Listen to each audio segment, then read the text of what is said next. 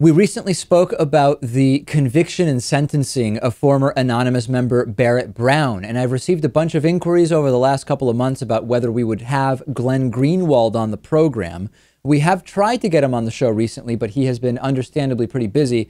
We do actually have in our classic interview archive the last time we had Glenn Greenwald on the program. So this week's classic interview is Glenn Greenwald talking to us about Occupy, about catalysts for activism, and about a lot more.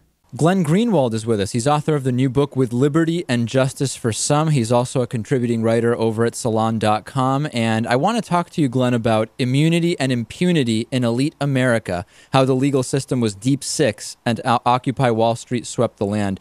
The most interesting point that I took from it is that income and wealth inequality have been present for a really long time in the United States. So that alone, even though it's kind of become the de facto number one cited reason for Occupy Wall Street, in your opinion, can't really be enough to have spurred this incredible coming together of events that are these protests. So, number one, what else has been a factor? But more interestingly, number two, why has that become such a convenient and popular number one reason that we're hearing?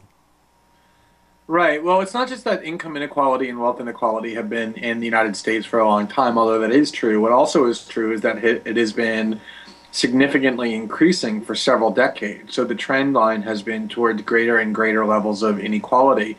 And yet you didn't really see a sustained protest movement over inequality. And I think the reason for that is because Americans are basically inculcated, for better or for worse, to accept not just the inevitability, but the virtues of inequality, of wealth inequality and outcome inequality.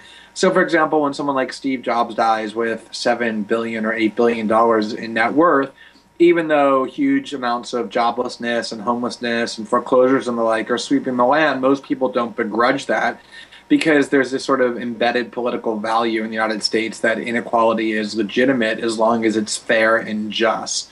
And I think that's really the key behind this protest movement, and what has so radically changed is the perception, obviously correct in my view, that these inequalities are no longer the byproduct of merit or hard work or deserved achievement, but instead is really the byproduct of cheating, of people shielding their ill-gotten gains, and most of all, using their superior political and financial power to exempt themselves from the rule of law, from the rules of society to which the rest of us are bound, so that these inequalities are no longer legitimate but are illegitimate. And I think that's really what's sustaining the protest. And one of the reasons why you don't hear much about that, and why the media has an interest in portraying this as nothing more than just sort of anger over inequality unto itself, is because one of the ways of demonizing the protest or dismissing it is to say that it's nothing more than this sort of socialist or communist anger from the 1960s over the fact that some people have a lot and lazy and worthless people have very little.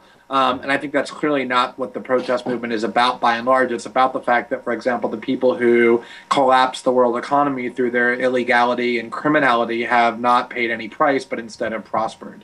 You know, what I think is interesting is that there's several layers, actually, to the defenses and criticisms of Occupy Wall Street. And we've actually now seen on Twitter over the weekend, I got a ton of messages after a piece we did talking about media coverage of the Tea Party versus media coverage of Occupy Wall Street. And I got a serious email. It wasn't a parody. It wasn't sarcastic, saying, look at how many people have been arrested at Occupy Wall Street, and look at how many people were arrested at the Tea Party protest. You guys got to be nuts for thinking there's anything about the people happening at Occupy Wall Street. They're all getting arrested. And it's impossible for that. There's nothing I can say to that person to explain to them how actually the disparity in the arrests is indicative of the problem, not of how great the Tea Party is. I've lost that person, right? I can't bring them back. Well, of course, that's true. And there's, but I will say this.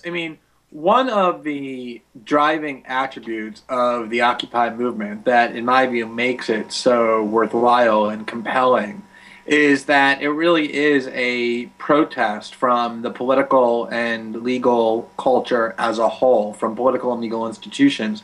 So it's really intended to exist outside of the legal framework. Whereas the Tea Party movement certainly there was lots of civil disobedience going on there. People were bringing guns. It was much more threatening and disruptive in its own way. But I think that the Occupy movement really was intended and is intended to purposely create a space that doesn't exist within our prevailing legal institutions. And so the fact that people are getting arrested is certainly in part due to the fact that the status quo authorities see people who are protesting inequality as being just kind of troublemakers and antagonizers and people who really deserve to be in jail. There's definitely that bias. But a part of it is that the occupations are by design be growing without legal sanction.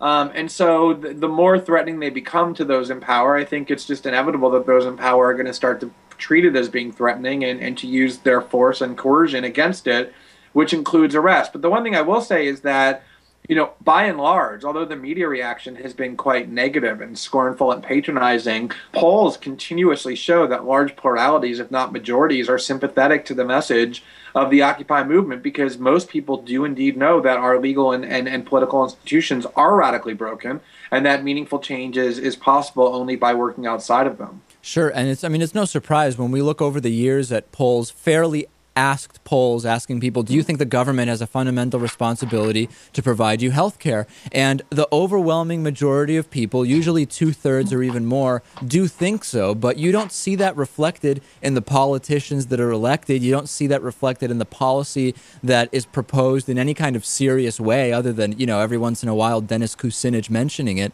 So it should be no surprise to us that policy does not at all reflect the will of the people, does it?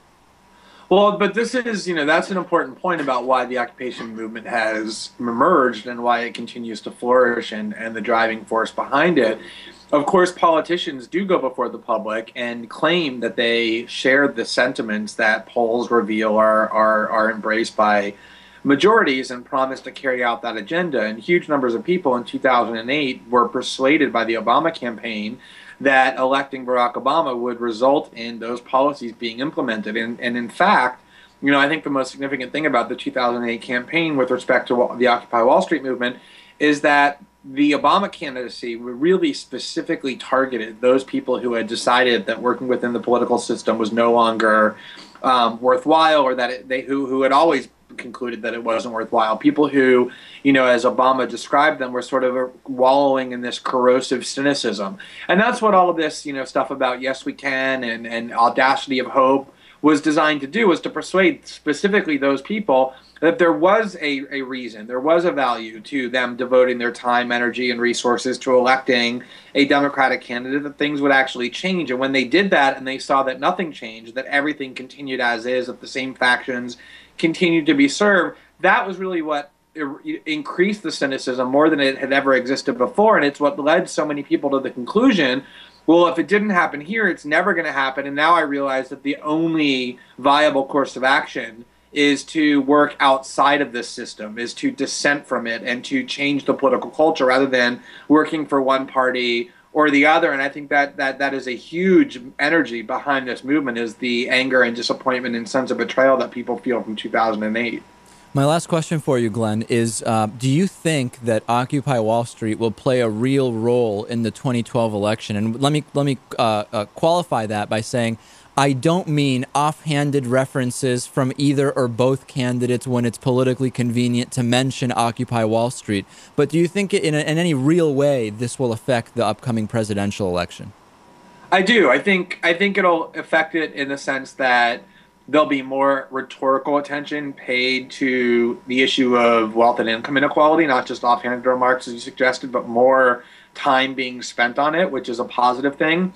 But I think the real impact that it possibly might have is that if the Obama campaign perceives, and I think this is the real risk that they're worried about already, that so much of the energy of the youth vote and the first-time vote that drove him into office in 2008 is instead being directed to the Occupy movement rather than the Obama re-election 2012 campaign, then I think there's going to be a serious effort on the part of Obama to at least create the appearance that he's more concerned with the issues that are occupying the occupation movement than he actually is. And so I think you're going to start to see some greater tactical shifts to target those people. But, ultimately at the end of the day, both of those major party candidates are going to need to get funding from corporate and Wall Street interest, and that's the real constituency that they're going to end up serving. So the biggest impact may be on the fact that it just gives people another outlet besides electoral politics to express their discontent, and that could certainly have an impact on the outcome of the election.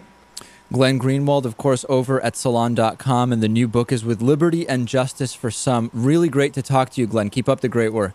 Thanks very much. Thanks for having me.